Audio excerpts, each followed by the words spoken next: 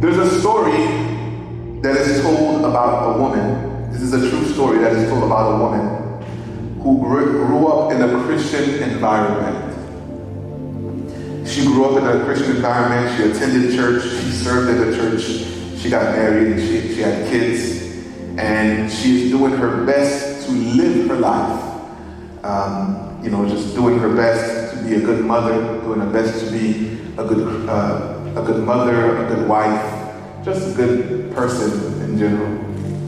And this woman, she went to church. She had the Bible. She attended church. She even served in the church. And so one day, those of you who are married, sometimes husband and wife, we have this little thing that we do at the end of the day. We just lay on the bed and we just talk. You talk about anything. You talk about your problems. You talk about your stress, your issues. You talk about your plans. You just lay there and you just talk about anything, right? And then as they're talking about spiritual matters. They're talking about their spiritual walk. They're talking about their faith. And as they're talking, the husband is questioning the lady. He is talking to the lady, and he is talking to her about the faith, about the gospel, about the Christian world. And the husband, the more he talks to his wife, the more he realizes that, wait, something's not right here. He is talking to her about the gospel, and he's asking her questions about the gospel. There's only one problem. She's not clearly articulating her belief of the gospel. And so the husband is he's not panicked, but he's a little concerned. And so he keeps talking to her, he's asking her questions. Hey, babe, what's the gospel to you? What do you see the gospel as? And she can't clearly articulate the gospel. And surprisingly, the husband realizes that his wife, she's been going to church all this time. She's been serving. She has a Bible. She grew up in a Christian environment. But this woman, she's not a believer. She never actually given her life to Christ. And so what he does, he says, well, you know what? I'm going to take this opportunity. If she doesn't have a relationship with Christ, I'm going to take this opportunity to pray with her. And he explains the gospel to her. He prays with her. And then he asks her, would you like to make the decision to surrender your life to Christ? After 20 plus years of being in the church, this woman gave her life to Christ. But what happened was, not even a year passed, this woman actually died in a tragic way. Very unexpected. Very catastrophic. She died. The good news was that she actually gave her life to Christ before she died. Amen. But it's amazing that it's possible to be in church. It's possible to be around church. It's possible to be in the church environment, but you're still not saved. And my biggest fear as someone who the Lord has called to lead Christ City Church is that people would come to this place and then we would talk about everything under the sun, yet never talk about the main thing.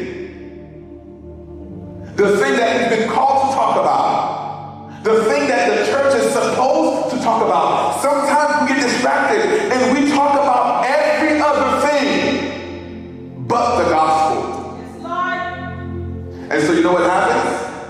You see people come to church, you see people do church activity, but really, if you were to ask them, what's the gospel? What is the hope that you have? And then all of a sudden, no one can say anything. No one can clearly articulate. And so my goal this morning is to clearly explain and articulate to you what the gospel is according to the scripture. In 1 Peter chapter 3, verse 15, if you have your Bibles, actually before that, let's go to 1 Corinthians chapter 15. 1 Corinthians chapter 15, verse 1 through 14. Now I have made known to you, brethren, the gospel which I preached to you, which you also received, in which you stand. Verse 2. By which also you are saved, if you hold fast to the word which I preached to you, unless you believe in vain. For I delivered to you as first importance what I also received, that Christ died for our sins, according to the Scriptures, and that he was buried, and he was raised on the third day, according to the Scriptures, and that he appeared to Cephas, then to the 12. After that, he appeared to more than 500 brethren at one time, most of whom will remain till now, but some have fallen asleep. Then he appeared to James, then all the apostles. And last of all, as one untimely born, he appeared to me also. For I am the least of the apostles, and I am not fit to be called apostle, because I persecuted the church of God. But by the grace of God, I am what I am, and his grace toward me did not prove vain. I labored even more than all of them, yet not I, but the grace of God with me. Verse 11. Whether then it was I or they, we so preach to you, so you believe. Verse 12. Now if Christ is preached that he has been raised from the dead, how do some among you say that there is no resurrection of the dead? But if there is no resurrection of the dead, not even Christ has been raised. And if Christ has not been raised, then our preaching is in vain, and your faith is also in vain. Thank you. You may be seated. Again, Lord, we bless your word in Jesus' name. Amen. If I were to tell you this morning, what is the foundation of the hope that you have in Christ? If I was to say, what is the gospel? What would you say back to me? And please don't tell me that the gospel is a message. It's God's message. Because it's not it. It's too vague. It's too vague. Don't tell me that it's a word that must be spread. Yes, but no. There's a specific definition of the gospel, and every believer should be in a position to defend or to explain why you believe what you believe. True Heat fans, they're able to articulate why they believe that the Heat is the best team. For some people it's the player, for some people it's the color, for some people it's whatever it is. True Heat fans, they are able to tell you why they believe what they believe. Well, in 1 Peter chapter 3, verse 15, Peter says the same thing to the church. He says, but sanctify Christ as Lord in your heart, always be ready to make a defense to everyone who asks you to give an account for the hope that is in you. Always be ready to give a defense. Always be ready to make a defense to whoever gives you the reason why you have the hope. Why do you believe what you believe? It's always, he's telling us to always be ready to give a defense. The word defense here, the word defense is a Greek word, apologia. The word apologia in Greek, it means a reasoned statement, or it means a verbal defense. In other words, he's telling them, always be able to give a verbal defense, a reasoned statement for everyone who asks you for the hope that is inside of you. So if you're at work, and someone comes to you and says, hey, I see you move different, you carry yourself differently. What is it about you that's different? The Bible says to always be ready to give an account, a defense, a statement for why you believe what you believe. But how can I defend it if I can't explain it? How can I defend it if I don't understand it? How can I defend it if I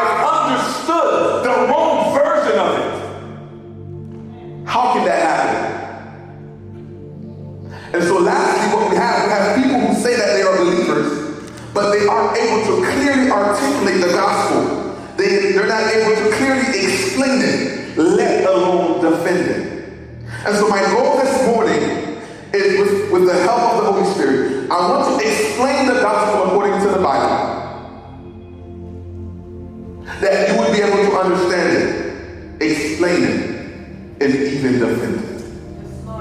Number one, what is the gospel? According to 1 Corinthians chapter 15, and by the way, if you want to know what the true gospel is about, one of the passages that will give you the best idea of what the gospel is about is 1 Corinthians chapter 15. It'll tell you clearly the true gospel, what that's truly about. 1 Corinthians chapter 15, what is the gospel? Number one, the gospel is good news. Can you say that? Say good news. Say good news. Yeah. So in 1 Corinthians chapter 15 that we just read, here's how it starts. It says, I have made known to you, brethren, the gospel which I have preached to you, which you also received. The word gospel in 1 Corinthians chapter 15 comes from the Hebrew, from the Greek, euangelion, which means good message. Pastor Melchi, why do you talk about Hebrew or Greek? Why do you always go back to those things? Are you trying to confuse us? No. The reason why sometimes I go back to Greek or Hebrew is that the Word of God was not written in English. Everybody understands that, right? The people who wrote it, they didn't write it in English. 1 Corinthians chapter 15. The word gospel here, now I have made to you, brethren, the word gospel is a Greek word that is euangelion, which means gospel. It literally means good message. So whenever you hear the word gospel, it literally means good message or good news. As simple as that. It's good news. Good news for what? It's the good news that God has come near to sinful men in the person of Jesus Christ, the Messiah. This is great news because, why? Because we did not deserve for God to do this. We didn't do anything. We didn't work for God to be able to do this. It is God's grace, it is God's favor alone that we are able to receive the free gift of God within the gospel. Does that make sense, everyone? Yeah. So, gospel, euangelion, it means good news. Now, there are 4 parts to the gospel that, without these 4 parts, the gospel is really incomplete. Number one, the 4 parts. Number one is that the gospel is incomplete without the fact that Christ died for our sins. Christ died for our sins, according to 1 Corinthians chapter 15, verse 3. And Paul is saying, this is the gospel that I preach to you, for I delivered to you as first importance, also as I received, that Christ died for our sins according to the scripture. So the first part of gospel, so gospel is good news, right? So what good news? The good news of number one, that Christ died for our sins. The gospel is incomplete without this first part, that he died for our sins. Is that making sense, everyone? Everybody understand that so far? He died for our sins, number one. Number two, the second part of the good news is that he was buried, according to 1 Corinthians 15, verse 4. So not only did he die, he was buried. Number three, he died for our sins, he was buried. Number three, he was raised from the dead, according to 1 Corinthians chapter 15, verse 4. He was raised from the dead. And then number 4, the fourth part of this good news is that he was seen by many as evidence of the miraculous power of his resurrection. Beloved, the gospel is not complete without these 4 parts. The gospel is incomplete if it does not state the death of Christ, the burial of Christ, the fact that he was raised from the dead, and the fact that the evidence of that was that people saw him. If no one's seen him, then they can say, well, you're just lying. There's no proof, there's no evidence. The fact that people seen him, more than 500-600 people, they saw him. They saw his hands, they saw his thighs, they saw his feet. It's the evidence, the historical evidence he was raised again. The gospel is not complete without all of these four parts of the gospel. So number one, what is the gospel? The gospel is good news. And we ought to rejoice because this is good news. We didn't deserve it. We didn't do anything for it. A little old sinner like me, I can receive this free gift of God through the gospel. The other day when Danielle was here, she was talking about Psalm 23, even though I walk through the valley of the shadow of death. And I was listening to Danielle, this is my wife, right? I could have went into it with, this is my wife, what did she teach me? I was listening to her, and I got revelation from the Lord. It says, even though I walk through the valley of the shadow of death, it's not death, it is the shadow of death. So the psalmist is saying, I'm walking through the shadow of death, I'm not even walking through the death. So a lot of times with death, in some situations, it seems like it's the real thing, but it's only the shadow of the real thing. And I got that because I am paying attention to this woman speaking, but I'm paying attention like a child. I've heard Psalm 23 my whole life. I grew up in the church. But you have to listen to the word of God of intentionality. What can I learn from this? What is the Holy Spirit is teaching me right now? So, what is the gospel? Number one, the gospel is good news. And this good news is four parts. Christ died for our sins. Number two, he was buried. Number three, he was raised from the dead. And number four, he was seen by many. So that's number one. Number two, so not only do we say that the gospel is what? The gospel is what? Yes, good. The gospel is good news. Secondly, the gospel is power.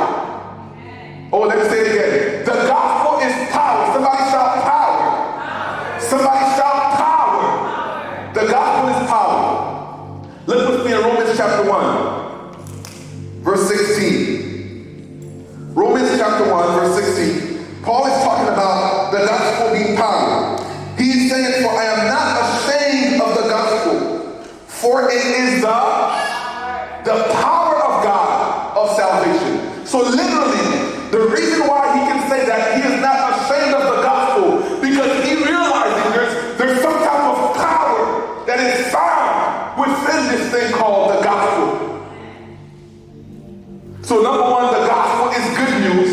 Number two, the gospel is power.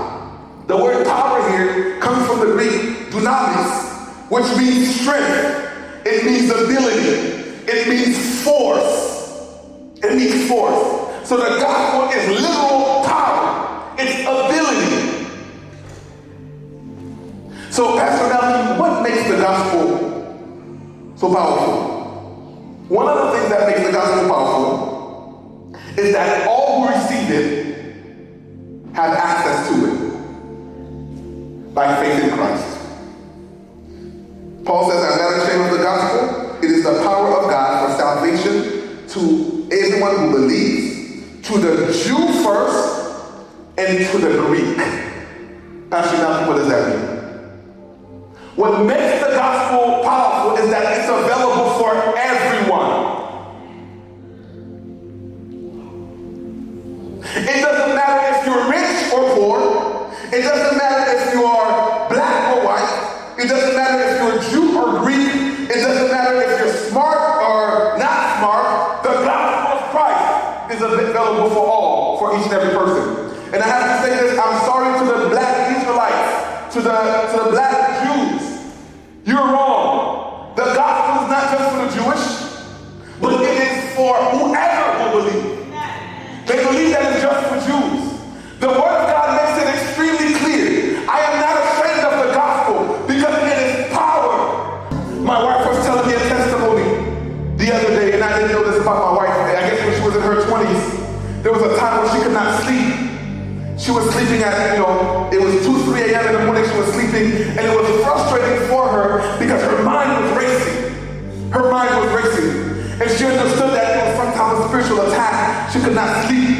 And I don't know what's happening here, but I'm going to take this to remember your sacrifice, your death, hallelujah, and your resurrection. Yes. She took the lesson. She She took the lesson. I don't know how much time in between before then when she got results. But from that time, my wife has never had sleep problems ever in her life again. As a matter of fact, let me tell you, now that I've been with my wife is the type, she sleeps anywhere. You ever know these people who sleep anywhere at any time? Listen, my wife, I'm on the bed talking to her late night, we're talking, we're just chilling, we're talking, mid-sentence. Mid-sentence, she's sleeping. Why? Because there was one time she could not sleep, but she trusted the Lord, and the power kicked in, and now she sleeps like a baby. So the power of the resurrection is found in the life of each and every believer. If you would just think of a time where you were bound by sin and God took you out, then that resurrection power. If you went up a time where you were driving and you almost got into an accident and God kept you, it is the resurrecting power of the gospel of Christ. The evidence is in the life of each and every believer. If you would just take time to talk to every believer, you will realize they all have a testimony. They all have something that God took them out of. And for some of them, you may not have a testimony yet. God is still working on your testimony. But nonetheless, the evidence of the power is found in the life of each and every Christian. Now, Pastor Melchi, what's my response? I know that the gospel is good news. I know that the gospel is power. What's my response? How do I respond to the gospel? And this is where it's important. Number one, how do you respond to the gospel? First, Paul says, I have made to you, brethren, I have made known to you the gospel which I preached to you. Also you received in which you stand. How do you respond to the gospel? Easy, you receive it. You receive the gospel as truth. And you place your faith in Christ. And you say, Lord, not I, but you. Wherever I cannot go, but the thing that I cannot do, I'm going to trust you to do it. Number one, you receive it. Number two, this is important. You hold fast to it. The gospel, how do you respond to it? You receive it. Number two, you hold on fast to it. 1 Corinthians 15, verse 2. He says, which also you receive and which you stand, by which also you are saved. What's the next word? If. Somebody say if. Say if. If you hold fast to the word that I preached. How do you receive the gospel? Or what's your response to the gospel? You receive it, you welcome it, and number two, you hold fast to it. You hold on tight to the message, to the gospel. Now, I believe in the Christian's eternal security. There's a very big word that Bible teachers use called eternal security, which means saved, once saved, always saved. I believe in that wholeheartedly. But I also believe, as we saw last Thursday in Bible study, that the believer's security is conditional. Yeah. I stand on it because that's what the word says. Matthew 24. Those who stick until the end will be saved. 1 Corinthians chapter 15. I preach the gospel to you if you remain in it. If you hold on tight to it. Does that mean if? Don't miss the if. And so it's not, okay, I'm saved and I can go and do whatever I want to do because I'm saved. The Bible says that the one who perseveres until the end will be saved. You have to hold on to it if you remain in it. You have to persevere. You have to remain in the gospel. You have to persevere. And I was telling the people in Bible study, I knew a lot of people growing up, grew up in the church, and now these people, I don't know what's happening with them as far as their relationship with God, but it's clear that you have to persevere in it. You have to hold fast to it. It talks about falling out of grace. It talks about being plucked out of the hand of God. When you pluck yourself out of the hand, it's not that God is not powerful enough, because God's word says that to him who is able to finish what he has started, he will bring it to completion. completion, but you have a responsibility, and it's possible to pull yourself out of the gospel. And we need to hold on tight in this generation that we're living in. You know why? We need to hold on tight to the gospel of Christ. Because the gospel sometimes nowadays is presented in different ways. There's different forms of it. There's different styles of it. It's presented in different ways. And so what you have people who come to Christ. You have people who try to hold on to it, but it's really, they're not holding on to Christ. They're trying to hold on to that house they have. They're trying to hold on to a new car. They're trying to hold on to whatever it is that they're trying to trust God for. No problem. God can bless you with these things. But when we replace the gospel with something else, then we're no longer holding on tight to the gospel of Christ which was preached to us. There's a great need for this generation to hold on tight to the gospel. The next generation is counting on us being able to hold on tight to it. My daughter is counting on me to hold on tight to the true gospel of God. Your children, they're counting on you to hold on to the gospel and not the watered down version of the gospel that we see. There's a need for that in this generation. There's a temptation to go away from the gospel. But I'm here to encourage everyone to remain grounded in the gospel of Christ. Remain grounded. I know people will tell you that you need something else besides the gospel. Let me tell you, you have everything you need in Christ. They will tell you that you need this, you need that, in order. You have everything you need in Christ. Why? Because you have the Holy Spirit of God. Simple, period. For school, you have all the intelligence you need.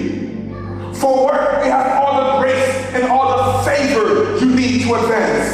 You don't need nothing extra. The sufficiency of the gospel is enough. It's sufficient. All we need to do is to receive it and hold on tight to it, and everything will work out. Everything will work out. I look at the gospel as almost like a basketball game. You play basketball. Can I see my ball? When you play basketball, you have all components to the ball. You can throw it. You have all components of the ball. That was such a girl throw. I'm kidding. Listen, in sports, everything revolves around this thing. This little piece of leather. And so you can have great skilled athletes. You can have Michael Jordan himself, but without this, ain't no game being played. You can have the most qualified coach with so many years of experience, a coach that knows how to strategize, but without this, nothing's being played. You can have people come from all over the world and pay a lot of money to see the game, to watch the game, and to get the experience, but without this, ain't nothing being played. You can have everything else, but if you miss this, you missed everything. You see, the game is predicated on this piece of leather going through the hoop, and depending on where you are on the court, right? There's 3-pointers, there's jump shots, you can dunk, there's layups, there's whatever. You can have everything else, but if this ball is left out, you have nothing. No matter how skilled your athletes are, no matter how many coaches you have, no matter how many experienced coaches that know how to strategize, no matter how many people want to come to the game, no matter how much preparation is made, no matter how much champagne is being prepared in order for the game to be played, for the championship to be played, and for there to be a champion, you need this. And that's for every sport. To be able to play soccer, you need a soccer ball. To be able to play football, you need a football. To be able to play volleyball, you need a volleyball. To be able to play baseball, you need the baseball. And the same way to be able to play sports, you need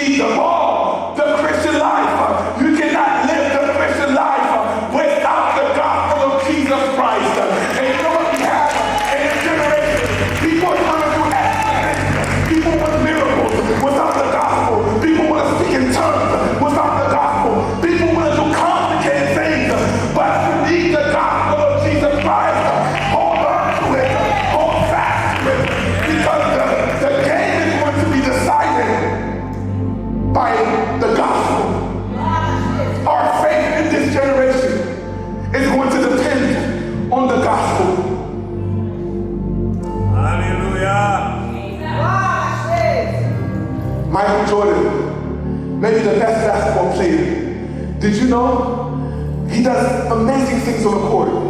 When this man is playing, he's doing acrobatic layups and behind the back and behind the leg and all these crazy things. But did you know how he practiced? He practiced with the fundamentals. The fundamentals of shooting, follow through. The fundamentals of passing. The fundamentals of defense. The fundamentals.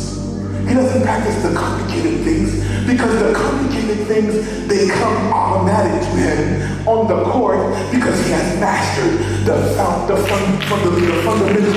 And so what is happening with us is that we want to do the complicated things, but we haven't mastered the fundamentals. We want to do the complicated things, but we still don't know what the gospel is. We want to do the complicated things, but we can't crack our Bible open to read the Word of God. We want to do the complicated things, but the gospel is left out. Come back to the gospel of Christ. Come back to the gospel. Fundamentals. When you get the fundamentals down pat, then you will be someone who is stable. You will be someone who is stable. In our generation, we're easily deceived because we haven't held on to the fundamentals of the faith. So this is why this year, before this year started, the Lord was telling me, bring the people back to the basics, the foundations. That's why we've been talking about grace. We're going to be talking about holiness. We're going to be talking about wisdom. Go back to the fundamentals. When you understand the fundamentals, as you are growing, you will see something different in your life. You will see that you are like a tree planted next to a stream of water. You are stable in all of your ways. If they say, hey, there's a miracle service over here, no problem, you can go. But I know that the miracle is already inside of me. We need to go back to the fundamentals. Our generation depends on our ability to go back to the fundamentals. We need to learn and understand the basics of the Christian faith. And for some of you, there's a lot of you who are unchurched, or and when you were little, you were in God, and you left, you came out of the church, and now you're not going to church anymore. Can I tell you, a lot of times, if you backslid, and I ask myself all the time, why do people backslide? I'm sure there's many reasons, but I believe one of the main reasons why people backslide is because they never received the fundamentals in the first place. They never mastered the fundamentals. And you know how hard it is to correct something if you never learned the fundamentals? There was a basketball player named Sean Marion. His jump shot was, your proper form for a jump shot was like this. His jump shot was like this. And this man shot like this. And then every coach who tried to correct his form, they could not correct his form. He hadn't learned the fundamentals. And so because of that, he spent a whole career shooting like this. Every coach who tried to get him the proper way to do things, the proper way to play the game, he spent his whole career shooting like this. No one ever sat down with him and said, this is the proper form. This is the proper way to do it. The basics of the Christian faith is the gospel of Jesus Christ. And nothing else. If they tell you there's another gospel, don't believe it. It's a scam. There's one gospel. Christ, he died for our sins. He was buried. He was raised again. And he was seen by many. It is good news. And number two, it is power. Yes. It is powerful salvation for whoever would receive and would believe in it.